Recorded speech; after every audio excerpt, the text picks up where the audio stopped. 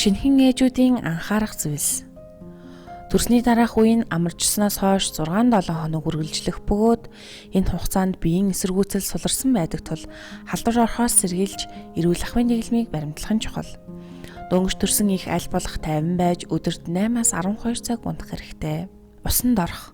Төрсний дараах үеийн хугацаанд буюу 42 хоногт төрсэн эмэгтэйг усанд орж биеиндээ ус хүргэж болохгүй, толгоогоо угааж болохгүй гэх мэт хүмүүсийн дунд яригддаг зүйл нь үнэнд нийцэхгүй юм. Учир нь энэ нь таны болон хүүхдийн тань эрүүл мэндэд муу нөлөөтэй бөгөөд эрүүл ахуйн шаардлагад нийцэхгүй. Харин энэ үед онгоцонд бүлээн устай шүршүүрт орж толгоогоо угааж байх шаардлагатай. Гадна бэлэг эрэхтний эрүүл ахуйн дэглэмийг сайн сахиж, ариун цэврийн хэрэгслийг ойр ойрхон сольж, гадна бэлэг эрэхтнээ өдөр бүр бүлээн усаар угааж байх хэрэгтэй. Гараа тогтмол угаах. Ариун цэврийн хэрэглээ солих угаалгын өрөөнд орсны дараа хүүхэд болон хөхөндөө хүрэхийн өмнө хүүхдийнхээ давууг сольсны дараа гараа заавал угаах шаардлагатай. Төрсний дараах үеийн хооллолт. Жирэмсэн үеийн хооллол чухал байдгийн адил төрсний дараах үеийн хооллол ч мөн адил чухал ач холбогдолтой. Хүүхдээ хөхүүлж буй хөхүүлээгүй байгаа тохиолдолд хоол ундаа зөв тохируулах нь таныг хурдан тэнхэрж эрүүл байхад туслана. Тиймээс төрөл бүрийн хоол хүнсийг баг багаар ойр ойрхон хэрэглэнэ. Хөвгөл эмэгтэйн хувьд шингэнийг хангалттай хэмжээгээр хэрэглэх нь зайлшгүй чухал юм. Хоол ундаа зөв тохируулахын тулд ногоон жимсийг өдөрт аль болох ахиу хэрэглэх, талах тариа, буудай, сүүн бүтээгдэхүүн өдөр тутамдаа хэрэглэх, хүнсний зүйлээ нэр төрлийг нь олшруулах, чихэр тослогоо багасгах, спиртийн төрлийн ундаанаас зайлсхийх, өвтгөн хотгоос сэргийлж бүдүүн тарианы талах гурил хэрэглээрэй. Та хүүхдээ хөхөөр хооллож байгаа бол хөх болон хөхний толгоогоо бүлээн усаар тогтмол угаах хэрэгтэй. Харин саван хэрэглэж болохгүй. Шүршүүрт орж байхдаа сугнаас хөхний толгой руу чиглэлтэй зөөлөн иллэг хийх нь хөхний булчирхаан сувгууд сүүгээр бөглөрхөөс сэргийлэх ач холбогдолтой. Усанд орсны дараа болон хүүхдээ хөхүүлсний дараа хөхний толгойг арчилгүйгээр хатаах хэрэгтэй.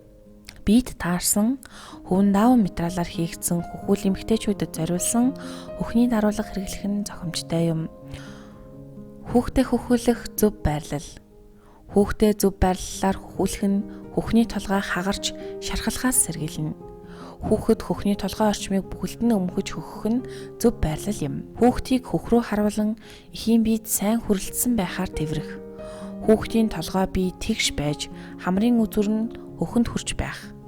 Хүүхдээ өөртөө эвтэй байдлаар хөхүүлж хит бүхвэхгүй байх. Хэрэв хөх зангирсан бол хөхүүлж байх үедээ 10-аас 15 минут орчим бүлээн алчуураар жин тавьж шүршүүрт орж байх үедээ бүлээн усаар хөх рүүгээ 10-аас 15 минут шүрших нь үр дүнтэй.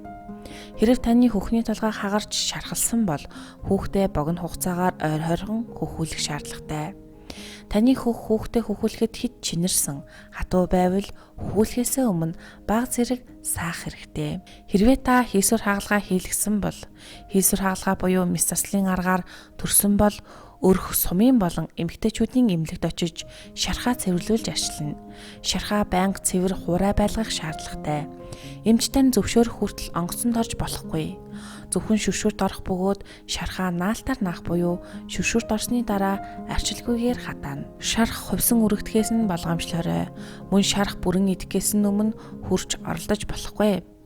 Жирэмслэлтэй сэргийлэх дааврын эм хэрэглэх шаардлагатай бол хэрэв та хүүхдээ хөхүүлж буй бол дааврын бэлтгэл хэрэглэхээс өмнө эмчтэйгээ зөвлөх шаардлагатай.